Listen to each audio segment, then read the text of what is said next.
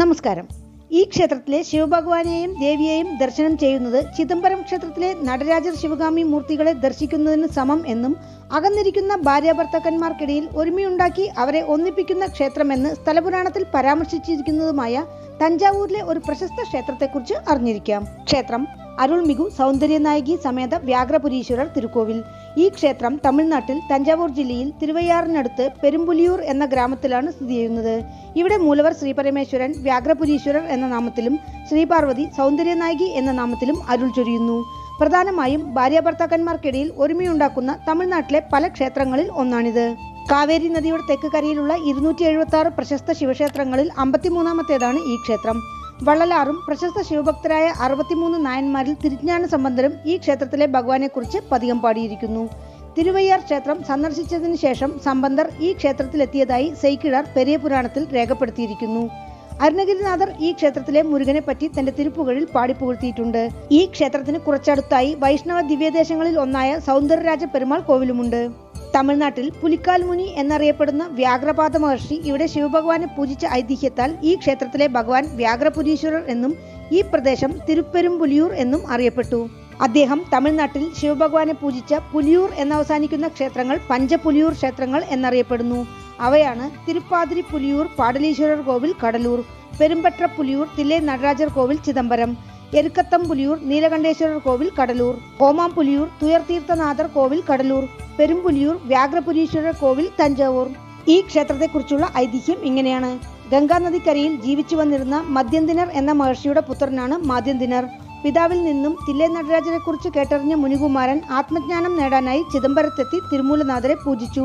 പുലർകാലത്തുള്ള പൂജയ്ക്കായി രാത്രിയിൽ പൂക്കൾ പറിക്കാൻ കാഴ്ചശക്തിയില്ലാത്തതിനാലും നേരം വെളുത്ത ശേഷം പൂക്കൾ പറിച്ചുകൊണ്ടു പോകുന്നത് പൂജയ്ക്ക് താമസമുണ്ടാക്കുമെന്നതിനാലും പൂക്കളിലുള്ള തേൻ വണ്ടുകൾ നുകരുന്നതിനാൽ പൂക്കൾ ഉപയോഗശൂന്യമാകുന്നുവെന്ന് അദ്ദേഹം വിഷമത്തോടെ ശിവഭഗവാനോട് പരാതിപ്പെട്ടു.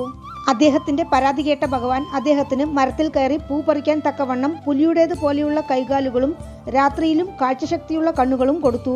അദ്ദേഹമാണ് വ്യാഘ്രപാദ മഹർഷി. പിന്നീട് അദ്ദേഹം പൂക്കൾ പറിച്ച് തൃപ്തിയോടെ ഭഗവാനെ പൂജിച്ചു വന്നു. അദ്ദേഹം ഈ ക്ഷേത്രത്തിലെത്തി ഭഗവാനെ പൂജ ചെയ്ത് അനേകം സിദ്ധികൾ നേടിയെന്നാണ് സ്ഥലപുരാണത്തിൽ പരാമർശിച്ചിരിക്കുന്നത്. ശിവഭഗവാൻ നടന ദർശനം കൊടുത്ത പ്രമുഖരിൽ പ്രധാനിയാണ് അദ്ദേഹം. മിക്കവാറും ക്ഷേത്രങ്ങളിൽ നടരാജ സന്നിധിക്ക് മുന്നിൽ ഒരു ഭാഗത്ത് പതഞ്ജലി മഹർഷിയും മറുഭാഗത്ത് വ്യാഘ്രപാദ മഹർഷിയും ഭഗവാന്റെ നടനത്തിൽ ആശ്ചര്യപ്പെട്ടു നിൽക്കുന്ന ശില്പങ്ങൾ കാണാം. 2000 വർഷത്തോളം പഴക്കം കണക്കാക്കുന്നതും കിഴക്ക് ദർശനമായ 3 നില രാജഗോപുരത്തോടും ഏകദേശം 1.5 ഏക്കർ വിസ്താരമുള്ളതുമായ പെരുമ്പുലിയൂർ വ്യാഘ്രപുരീശ്വരർ തിരുക്കോവിൽ 7ാം നൂറ്റാണ്ടിന് മുമ്പ് നിർമ്മിക്കപ്പെട്ടതായാണ് അനുമാനം.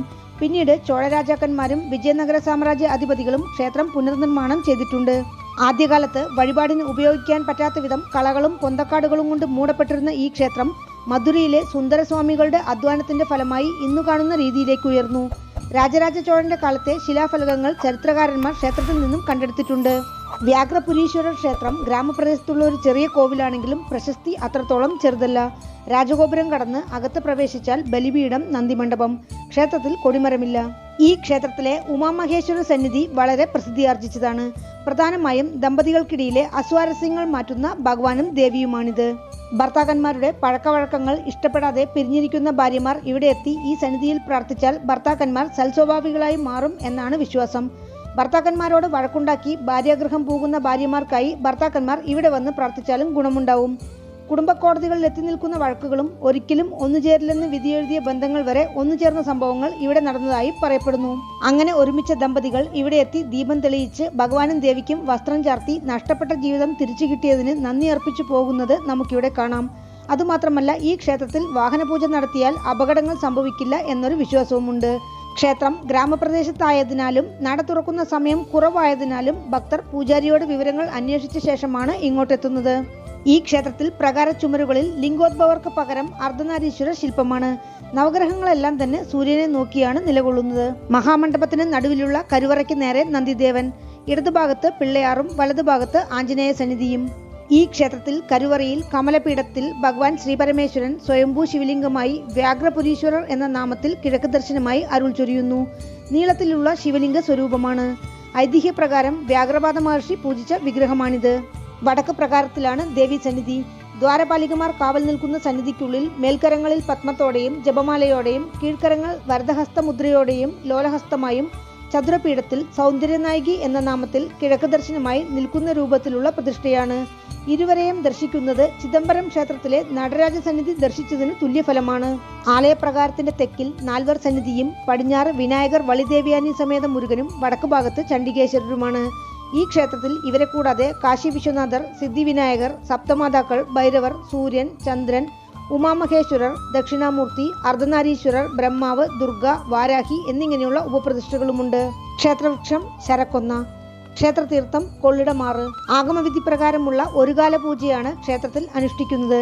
പൊങ്കൽ, നവരാത്രി, സോമവാരങ്ങൾ, ശിവരാത്രി, മാർഗഴിമാസം 30 നാളും അഭിഷേക ആരാധനകൾ എന്നിവയാണ് ക്ഷേത്രത്തിലെ പ്രധാന ആഘോഷങ്ങൾ. പൂജാ സമയം രാവിലെ 10 മണി മുതൽ 11 മണി വരെ. ക്ഷേത്രത്തിലേക്ക് എത്തുവാൻ തഞ്ചാവൂരിൽ നിന്ന് 16 കിലോമീറ്റർ, കുംഭകോണത്ത് നിന്ന് 39 കിലോമീറ്റർ, തിരുവയ്യാറിൽ നിന്ന് 2 കിലോമീറ്റർ. അടുത്തുള്ള റെയിൽവേ സ്റ്റേഷൻ തഞ്ചാവൂർ. വീണ്ടും അടുത്ത വീഡിയോയിൽ കാണാം. നന്ദി.